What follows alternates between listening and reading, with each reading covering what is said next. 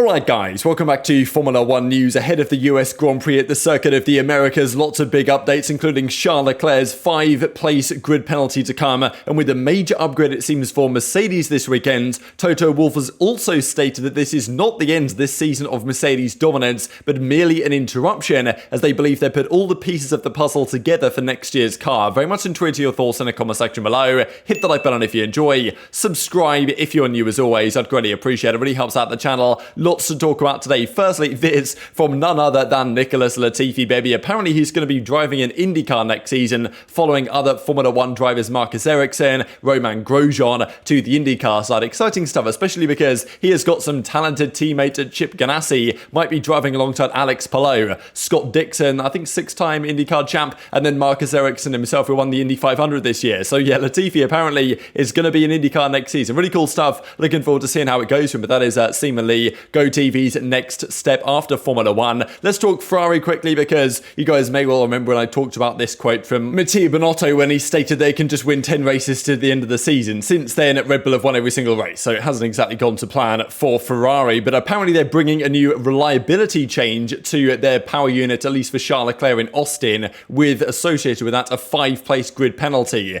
This opens the door for Mercedes to maybe have a chance, but also for Red Bull just to dominate as they have been before. So apparently what this means is by taking another power unit Ferrari for the final few races, which honestly we thought they'd probably have to do anyway because of their atrocious reliability this season, he can actually use it at its full potential. Apparently they've been powering down the power unit over the last few races, so it actually survives. Now, Motorsport Italy were claiming this new power unit had an increased reliability upgrades, saying that they'd found a way to increase the reliability, and the FIA has consented to it because I think you're allowed to upgrade the reliability but not the actual engine itself, something along those lines. And yeah, supposedly they've managed to do that, and therefore they'll have full power for the remaining races, might make them more competitive. But Charles Leclerc will this race start from a maximum of 6th, I suppose, even if he sticks it on pole position. That we even talked about that a while ago, that Ferrari were probably going to have to do this. But yeah, another grid place penalty for Ferrari drivers, and Charles Leclerc especially. Tough scenes. But according to Giuliano De Chessere, he reckons that actually there is no such reliability upgrade, because there was some talk that the hybrid part of the power unit hasn't been utilized to its full potential yet, because they apparently upgraded that one back in, I think, Spa. So look, we'll see if for next season at least Ferrari have more power. But yeah, their reliability has been pretty poor, but with a new power unit with 4 races to go, you would think they could turn up the jets a little bit, so Leclerc has a bit more power than he has over the last few races, where at the start of the season the Ferrari did have, well, seemingly the most powerful engine, but it caused them some issues in the early few races of the season. So yes, Leclerc 5-place grid penalty opens the door for another Verstappen win, and just one more win breaks the all-time season wins record for Verstappen this season, and you're not going to bet against him doing exactly that. Now, cost cap stuff continues to rage on.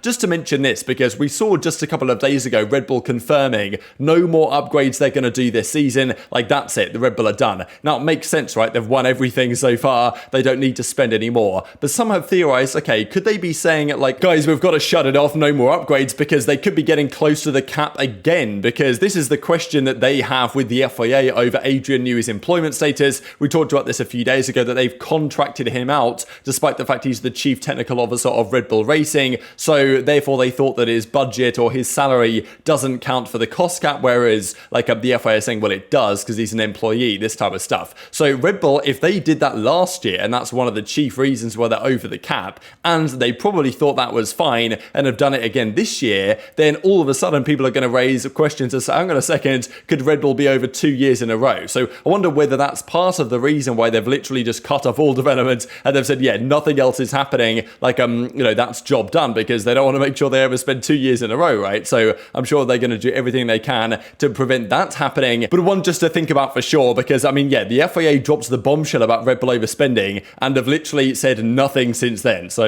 yeah, it's classic FIA, I suppose. Now this weekend Mercedes have a new upgrade. This apparently is rather serious in terms of bringing them back in, potentially into contention. Now what Toto Wolff says, like, it's not going to drastically change their fortunes. They're not going to win all 4 races from now to the end of the season, but he reckons it'll take them a step closer to the front runners. And the main understanding here really is, like, look, they just want to either change the airflow to a certain extent so they can understand to a greater degree what next year's car should be like. I think that's kind of the main question here. Now apparently there's going to be some small changes to the nose cone, the front wing, and a new floor. Now, not just in terms of kind of aerodynamic changes, but also in terms of weight. Apparently, these new components will be about 5 kilograms lighter. That's a pretty significant weight reduction because we understand that the Red Bull and the Ferrari have got kind of down near to that 798 kilogram limit. That's where Alfa Romeo were right at the start of the season when they looked competitive. And since then, when other teams have got down to the weight limits, like Alfa have just fallen off a cliff, honestly. So apparently 5 kilograms, that's at least 1/10 of a second per lap. I'm pretty sure we heard earlier this season that kind of 5 kgs could be worth more than that per lap. But nowadays you get to a point where the cars are quite well developed. So even reductions like that, pretty significant one, 5 kgs, isn't maybe going to unlock that much more time than it would at the start of the year when there was so much more room for improvement in the cars. But still some pretty big changes, and Mercedes have kind of clarified here that, yeah, the real intention is to change the way the airflow works to increase the understanding for next season. But the fact that they could gain a tenth, a couple of tenths maybe, we saw back in Singapore, Hamilton was, 4/100ths of a second off pole position. If this weight reduction had been there, he would have had pole, right? That's kind of one way to look at it. Now, whether these remaining tracks suit the Mercedes car as well as Singapore did,